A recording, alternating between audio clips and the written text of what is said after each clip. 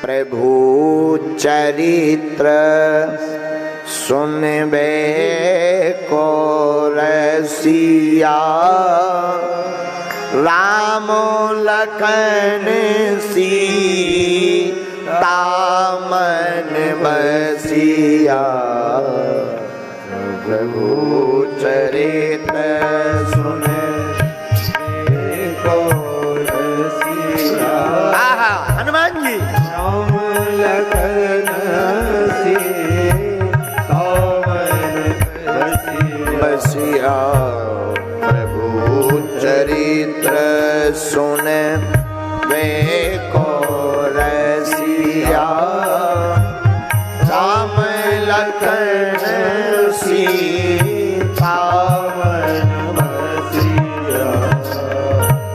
श्री राम जय राम जय जय राम, श्री राम जय राम, जय जय राम।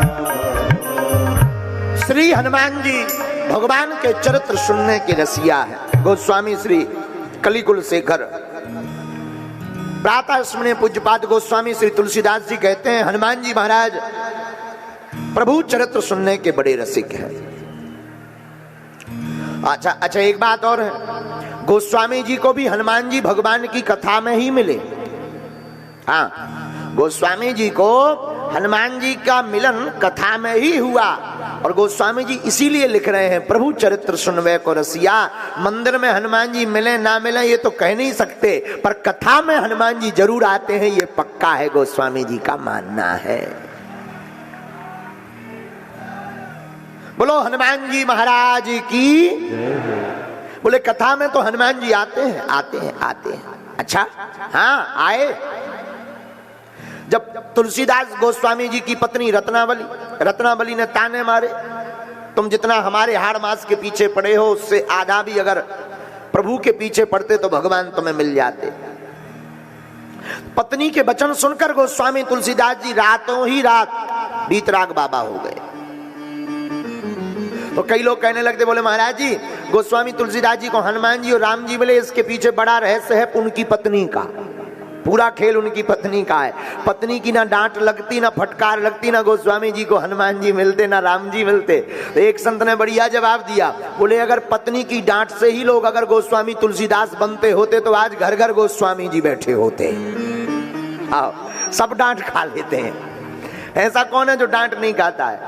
तो बोले भाई ये मानते हैं कि रत्नावली जी का त्याग है, लेकिन गोस्वामी जी का भी खोजने का समर्पण रहा कि राम जी को हनुमान जी को खोजते रहे। तो प्रभु चरित्र सुनवे को रसिया, उनको भगवान की कथा में हनुमान जी मिल गए। पर हनुमान जी ने चित्रकूट के घाट पर भई संतन की वीर, तुलसीदास चंदन दे घिसे तिलक देत रघुवीर। तो चित्रकूट पर हनुमान जी ने राम जी को मिलवा दिया। आहा, पत्नी की फटकार लगी, हे स्वामी, हे नाथ, तुम जितना इस मेरे हाड़ मास के पीछे पड़े हो उससे आधा भी राम जी के पीछे पड़ते बेड़ा पार हो जाता। गोस्वामी तुलसीदास जी ने हाथ जोड़ लिए, तै मोरी तिरिया जन्म की माता तेने ज्ञान दयो। ए रत्नावली, धन्य है तू लगता है पूर्व जन्म में हमारी गुरु रही। आज तूने ऐसा ज्ञान दे दिया कि मन में वैराग्य जागृत हो गया। ते मोरी तिरिया जन्म की माता तेने ज्ञान दयो।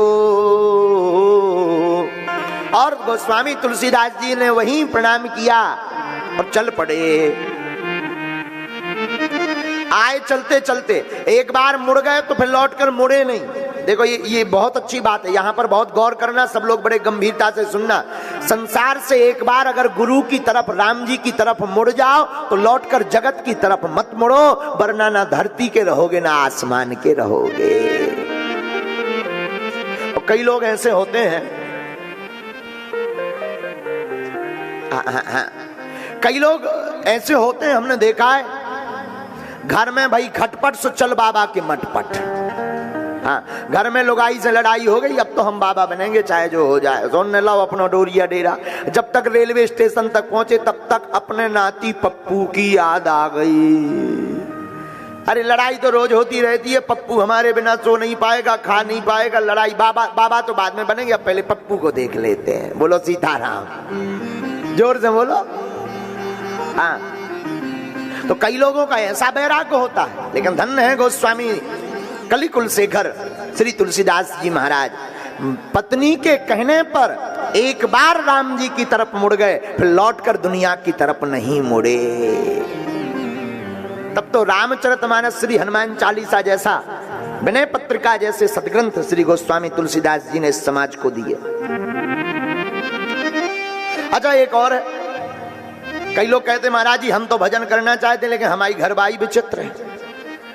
भगवान की बड़ी कृपा है कि तुम्हारी घरवाई विचित्र है, मतलब अगर किसी को बुरी लुगाई मिले तो कोई दिक्कत नहीं है, लड़ंकू मिले कोई दिक्कत नहीं, भगवान की कृपा मानना कि भगवान ये चाहते हैं कि तुम लुगाई के चक्कर में पड़ो ही मत, पड़ो तो हमारे चक्कर में पड़ो।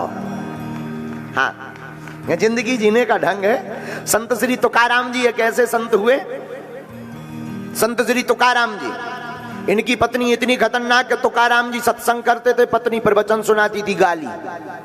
एक बार ये संतों के साथ बैठे थे, वो घड़ा भर कर आई तो वो उसका दिमाग खराब हो गया, जब देखो तब सुबह से शाम तक सत्संग, उसने लिया सो घड़ा फोड़ दिया मूड पे, पूरा पानी गिर गया। संतों ने कहा तुम्हारी पत्नी बड़ी विचित्र है। बोले क्यों? देखो पूरा तुमको भिंगा गई, घड़ा फूट गई कपाड़ पे। अरे बोले हमारी पत्नी हमसे ज्यादा समझदार है, सुबह से हमने स्नान नहीं किया, वो नहा करके चली गई है, स्नान करवा गई। तो अगर पत्नी विचित्र भी हो, देखो जिंदगी जीने का ढंग है।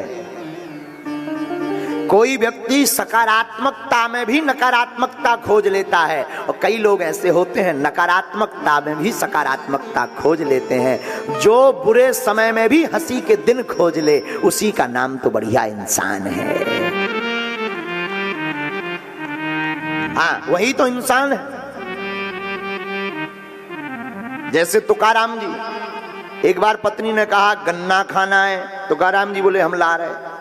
अब गन्ना लेने 10 बजे सुबह निकले, शाम के आए 6 बजे, सत्संग में फंस गए वहीं गन्ना के खेत में, हरवाहा मिल गया, उसी से लगे सत्संग भगवान की कथा करने। शाम को 8-10 गन्ना की पोटली बनाई, चल पड़े। रास्ते में रास्ते में हम बहुत से छोटे छोटे बच्चा मिल गए, बाबा हमको गन्ना दीजिए, बाबा हमको गन्ना दीजिए, बाबा हमको गन्ना दीजिए। इनने लाए जो सब गन्ना बांट दे, सब बांट दे, एक बचो। गन्ना जानते हो ना, ईख, एक गन्ना बचा। शाम के समय पत्नी तो एकदम लाल बैठी थी, आग बबूला। तुकाराम जी की पत्नी लाल, दिन भर हो गया गन्ना लेकर अभी तक नहीं आए। 6 बजे जब वो आए, अबे तक आए, कहां बने रहे? तुकाराम जी बोले कुछ नहीं, फंस गए कुछ लोगों में, सत्संग में, दिन भर सत्संग। गन्ना कहां है?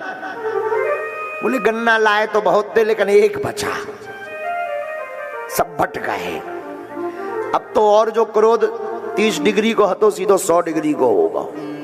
हाथ से गन्ना छुड़ाओ, उन्हें 8-10 फटकारे तुकाराम जी के, और जैसे ही 8-10 गन्ना मारे तो गन्ना में होती है गांठ, तो गन्ना था एक के टुकड़ा मारत मारा तो हो गए 2। तुकाराम जी इतने बड़े ज्ञानी, दोनों गन्ना के टुकड़ा उठाए, बोले कुछ भी कहो तू है बड़ी बुद्धिमान, पहले गन्ना एक था, हम लोग 2 थे, एक गन्ना को 2 लोग कैसे खा पाते, तू बड़ी समझदार है। गन्ना को तोड़कर 1 के 2 कर दिए, एक तू ले, एक हम लेते हैं। बोलो सीताराम, जोर से बोलो सीताराम। तो जिंदगी जीने का ढंग है, बुरा मत मानना मेरे पागलो। अपनी जिंदगी में एक बात तुम नोट कर लो, बहुत आगे बढ़ना है तुम्हें, जिंदगी में स्ट्रेस से मुक्त होना है, तनाव से मुक्त होना है, डिप्रेशन से दूर होना है। जितने भी लोग यहाँ बैठे हैं, ज्यादातर लोग डिप्रेशन से बहुत परेशान रहते हैं। आज की कथा तुम्हारे लिए बहुत काम की है मेरे पागलो। अपनी जिंदगी में तुम जहां हो उसी में हंसी खोजना प्रारंभ कर दो, उसी में अच्छा देखना प्रारंभ कर दो, तुम कभी डिप्रेशन में नहीं रहोगे।